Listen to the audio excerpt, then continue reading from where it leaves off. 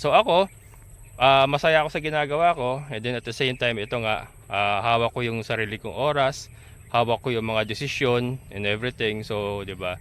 Masarap, masarap na mahirap.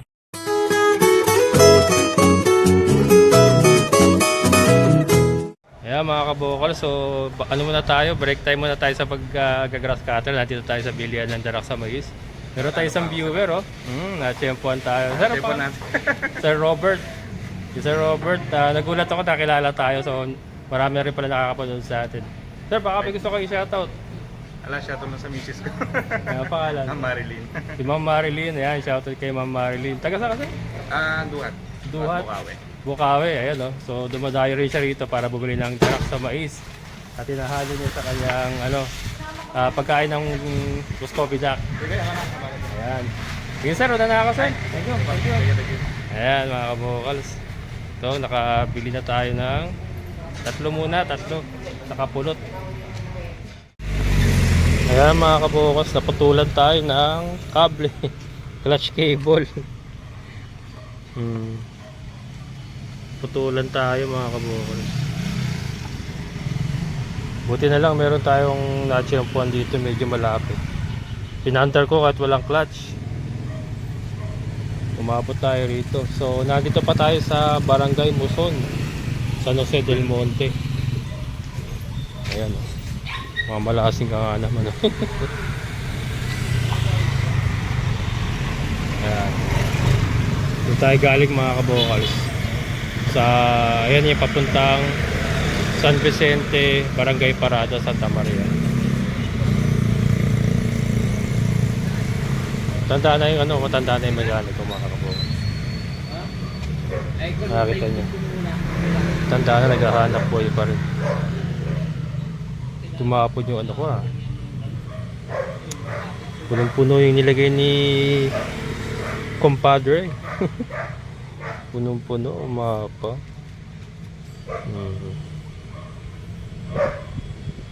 Gasan ko na lang mamaya. 3 sako lang nabili natin. Buti na lang 3 sako, hindi ko inubos yung pera ko kasi naputulan. Inaano ko ngayon, baka magkaroon na abire. Hindi ka talaga po pwedeng bumiyahe ng wala kang pera mga kabukal. Yung mga ganyang pagkakataon. Kung itinodo ko yung pera kanina, wala akong pocket money, todas. Hindi natin mapapalitan ng kable. Yan si tatay.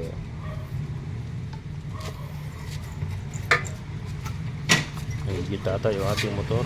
Hindi ko pa nahugasan. Yan yung last time na nabalaho tayo. Walang hugas-hugas. Wala nang oras maghugas.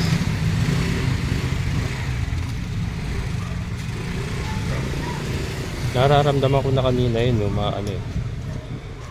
lumalagitik. Sabi ko abot pa sana ng San Rafael para doon ko na sana papapalitan, kaya lang hindi na umabot. Putol eh.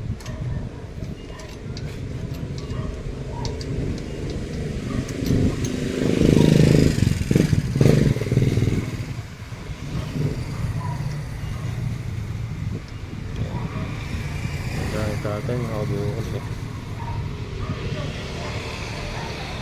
Tagal ka na gumagawa ng motor, tay? Oo. Kayo may-ari ng shop? Anak ko yun. Anak mo. High school pa lang. High school ka pala, gumagawa ka na ng motor?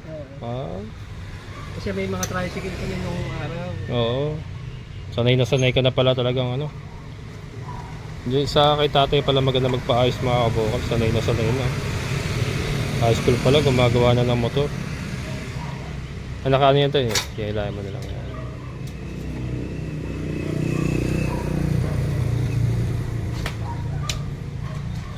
Tata.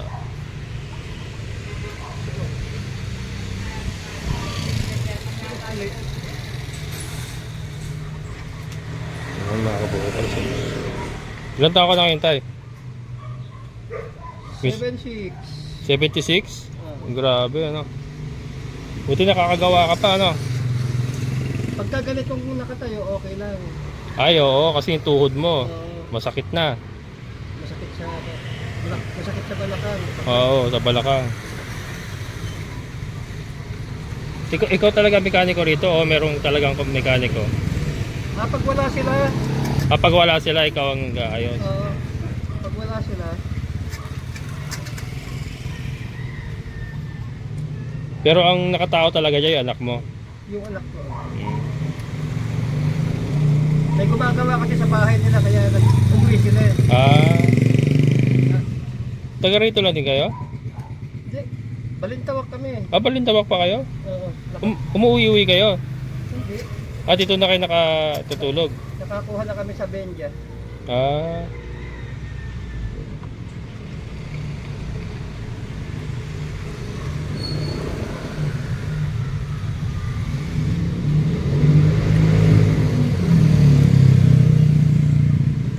Hindi, mahirap ikabit siya pag yung kable hindi tama. Hindi yung may kakabit siya. May mga kable kasing maiksi. Yung ano natin, yung motor natin, ang pyesa na ito pang ano, pang Honda rin eh.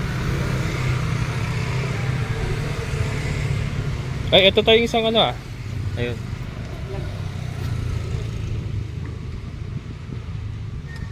Adjuster. Pang adjust yan eh.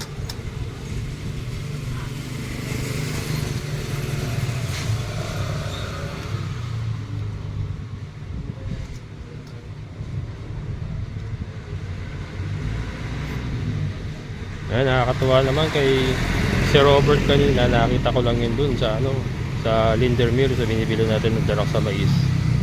Nagulat ako, tinawag ako, Sir Erwin. Kilala tayo mga kabukas, sa papanood din tayo. Marami na rin Diyan kami sa Benja. nanonood. Saan yan tayo? Benjamin. Ha? Benjamin Pabahay. Etong dito lang sa street na to? Sa likod nito, sa kabila nitong Muson. Muson Classic yung una, tapos Oo. Benjamin, doon sa may bago dumating ng tulay. Bahay nyo na yon. Ah, Nakuha nyo na yung ano. Ay, binabayaran nyo pa. oo. One kami yan. Ano mga low-cost housing? Sa ano yun? Sa gobyerno? Yes. Sa gobyerno. Pero mura lang yan oh. May kakilala yung anak ko, dalawa. Yung mga opisyalis. Oo. 1K lang. 1K lang ang monthly. Mura. May alam nga ako 500 plus lang eh. Yung sa iba. Yung ano CMP kaya lang ikaw magpapatayo ng bahay. Lupa lang.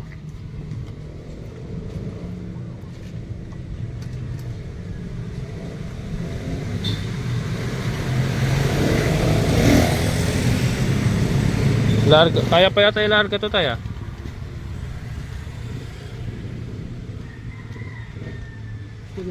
Ay, oo kasi kailangan ipasok pala to. Pumasok yan.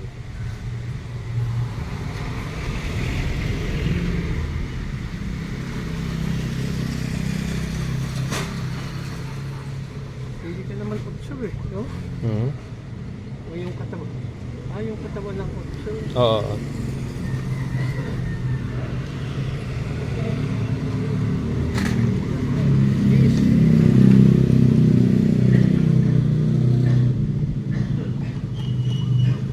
Yung tornilyo.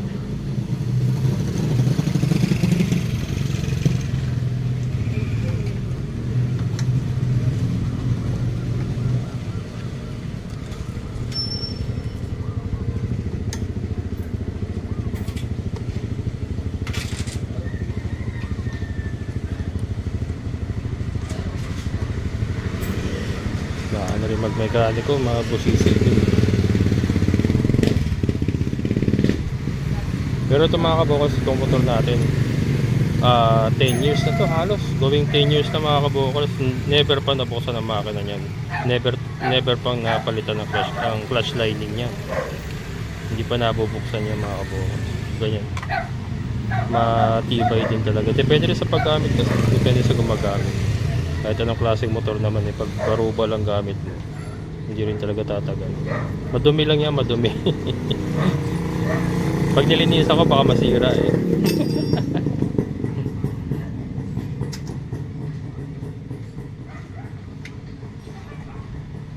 Galing ba naman, taga-bundok ba naman eh. Ano pa ba asahan mo? Lumulusong sa putikan.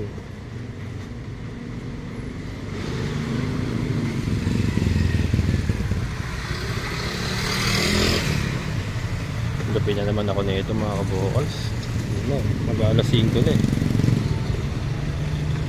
May aberya, hindi talaga may iwasan yan.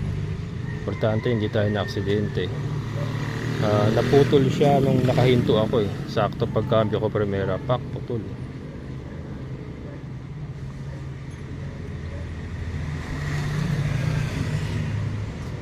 Bibili dapat ako ng fried chicken dun eh. Ulam ni Mother sana. Liliko dapat ako. Pagliko ko putol, oh. Hindi ako nakabili fried chicken. Unahin ko muna ito eh. Wala tayong clutch eh. May madadaanan pa naman yata. Yun! Sige tayo, hawak ko. Yun.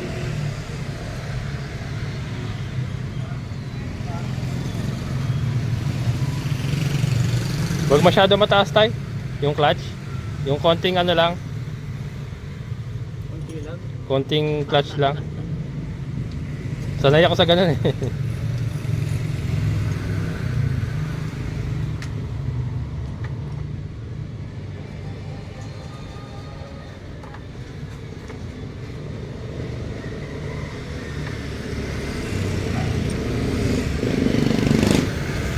Minsan kasi pag mataas masyado mga kabukals, ano, parang nahirapan na po ano. Nahirapan akong marangkada. Ang tagal nung ano eh, ang layo nung angatan nung ano, nung lever. Hindi katulad nung maliit lang yung clutch. Konting angat mo lang, marangkada na. Yun. Stangis.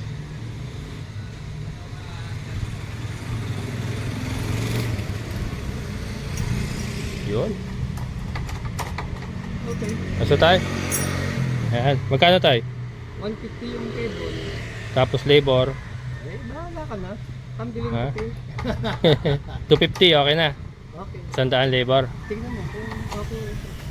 Malambot lang naman. Oh, okay na. Oh, okay. Rosy. Oo, ano. Ito, ano, ayos oil lang yan ano ko diyan. Oh, tapos kinabukasan, malambot na siya. Tubig na. Tubig na Tsaka sabon. sabon. Sige, sige. Sige tayo, thank you. Okay. Ayan mga kabukal. Ayos na. Saan ka pa niyan? Tapos San Rafael pa ako tayo.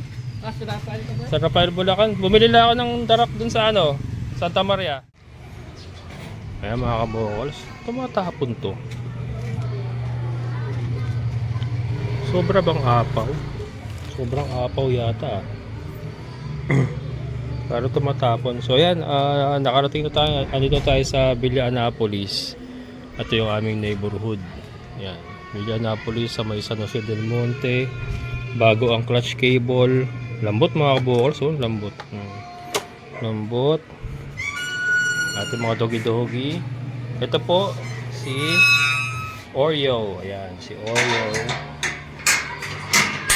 So si Luna. Si Luna sa ilalim.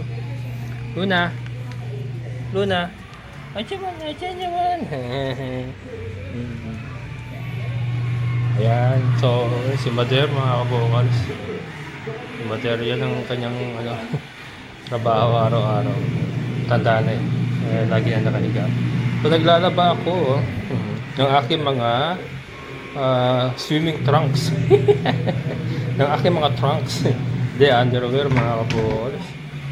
Ayan, kasi nagpapalaundry lang ako. Ito nga yung ating pinalaundry kanina. Ayan. Erwin the Pogi. Ayan, pinalaundry ko yan. Pero next time doon na tayo magpapalaundry. Meron pala nagla-laundry din sa may DRT. Mas malapit lang doon sa atin. Ito dito pa yan, yung laundry shop dito malapit. So yun. Siyempre yung ating underwear hindi natin pinapa hindi natin pinapa laundry yan, kaya naman. So yan ang ginagawa ko pagka uwi. Ito may mga medyas pa. Yung mga medyas natin, nalaban ko pa yan. Nagme-medyas kasi ako mga kabukals kasi ano, nagtututong yung mga talampakan ko, tapos nagsusugat, kaya ayan, kaya kailangan may medyas tayo palagi. And then ito, dadali natin itong aking turbo mga kabokals. Inano na, dumi na yung ating turbo. Dadali natin dun kasi marami tayong malalaking Muscovy duck, at saka yung ating mga manok madami na, para makapag-turbo tayo. Kasi yan, maganda yan, pagkatay ng manok, timplahan mo lang, salang mo dyan, o makagagawa ka na ng iba. Eh, pwede mo nang balikan na lang pagkaluto na. Ayan, so gagabihin na naman tayo mga kabokals. So, yung huminto na. Huminto na siya. Ikot pa isa to kalahati. Ayan. Yan. Para malinis. Yan, so bukas update ko kayo mga kabokals sa ating itutuloy natin yung paglilinis dun sa or baka update na lang dun sa lote natin pa yung nililinisan natin mga Madre de Agua. Yan, bukas update ko kayo at gagabihin na akong uwi. Yan, mga kiddos. Taba niya. Ang taba niya mga kabokals. Right. Ayan, mga kapitbahay ko rito. Hello mga kabokals. Saging natin hinog din, oh. Ito yung tsura ng saging natin. Yan, hinog na siya pero green pa rin siya. Ayan. Chloe. Ayan, so kahapon nga po umuwi tayo sa San Jose. Pumunta tayo sa Santa Maria, bumili tayo ng Dark Mais, and then yung ating Raptor ay naputulan ng clutch cable. And then gabi na ako nakabalik dito kasi nasikasa po si Mother, saka naglaba pa tayo ng ating brief. Brief, ayun, nakasampay na. Kita nyo ba? Ayan, nakasampay na. Ayoko na i-close up. Ayan, o. Ganun gawain natin mga kabokals pagka umuwi tayo sa bahay, sa San Jose. Sinasabay ko na yan kung nilalaba. Kasi dito kasi wala na talagang oras maglaba. At least may washing machine.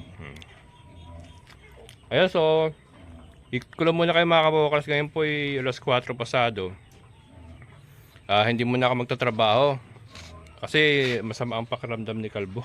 Kaya kumakain ako saging. Ubos sipon.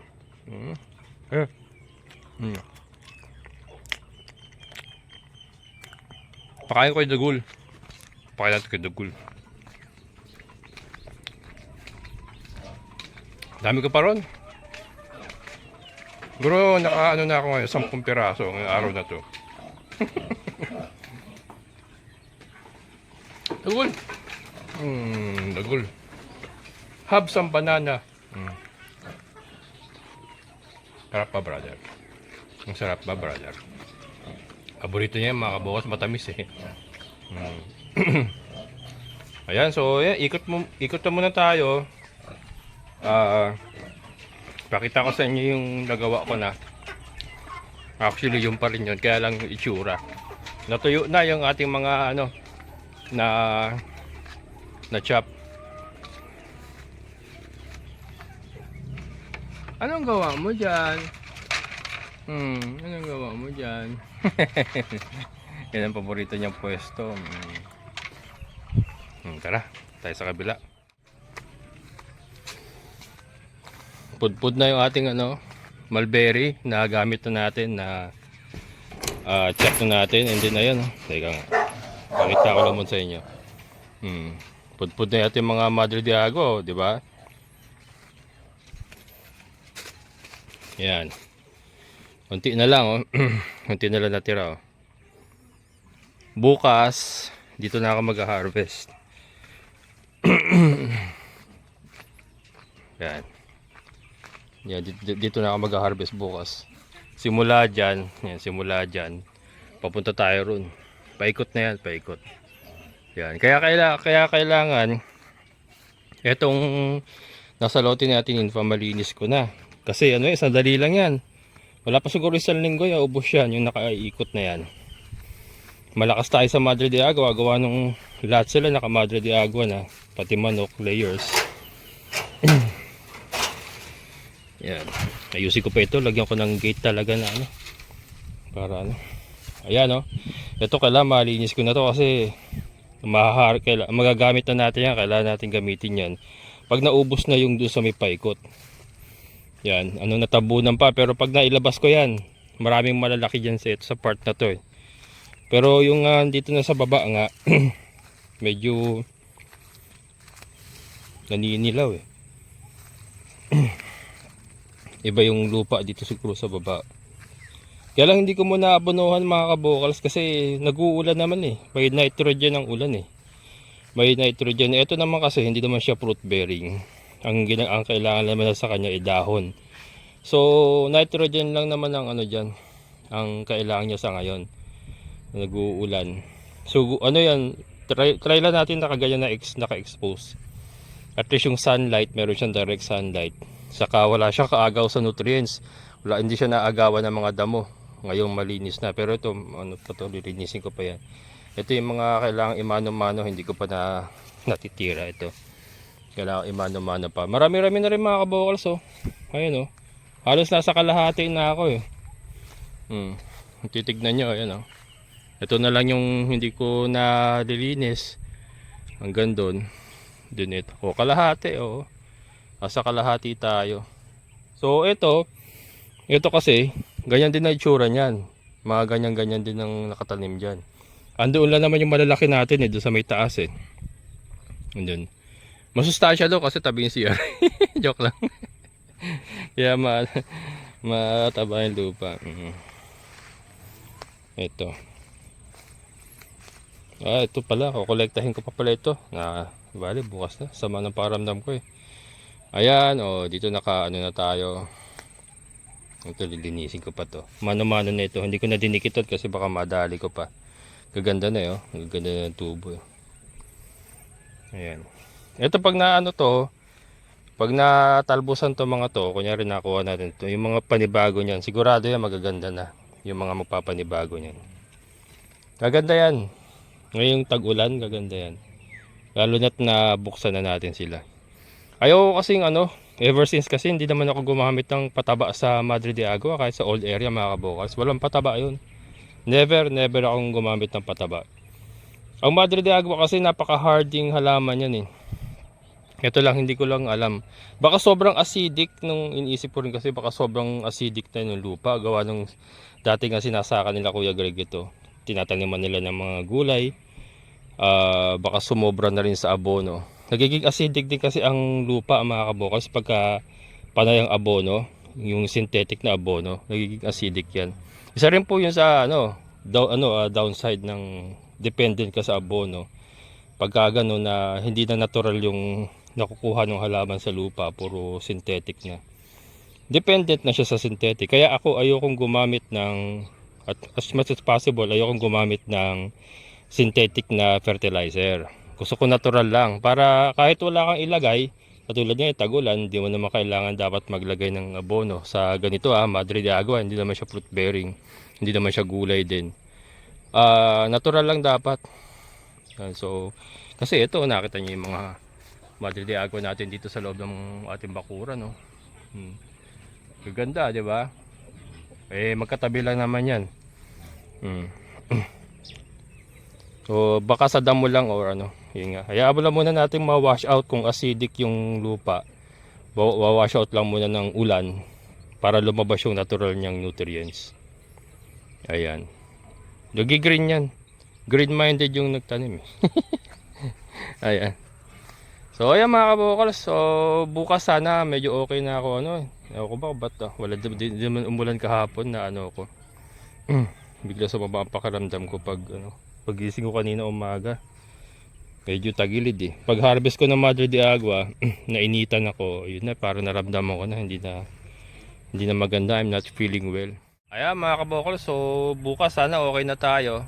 Ayan, so ito yung isa sa reward natin mga kabokalas. Ngayon nga po na wala tayong employer, talagang sarili lang natin.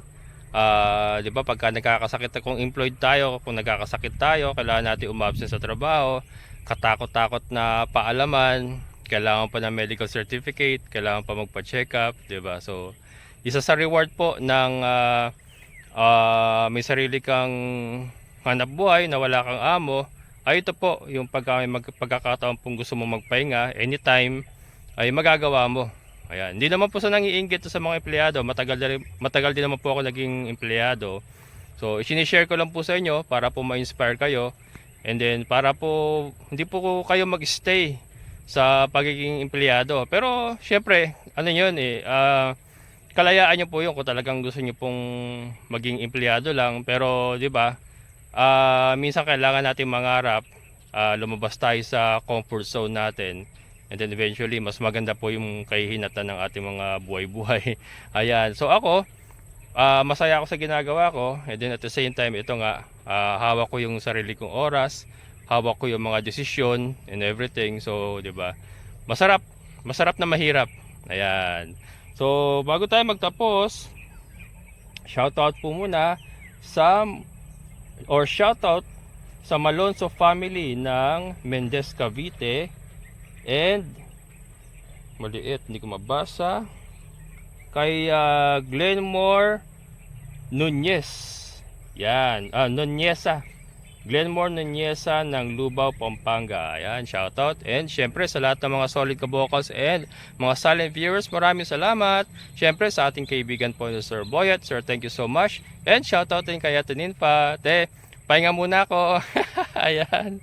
Maraming salamat. Muli ito yung kabokals farmer. Nagsabing sabay-sabay tayo mangarap, magsikap at di sa lahat kumilos. Siguradong ulad ang ating amazing na buhay. Bye-bye!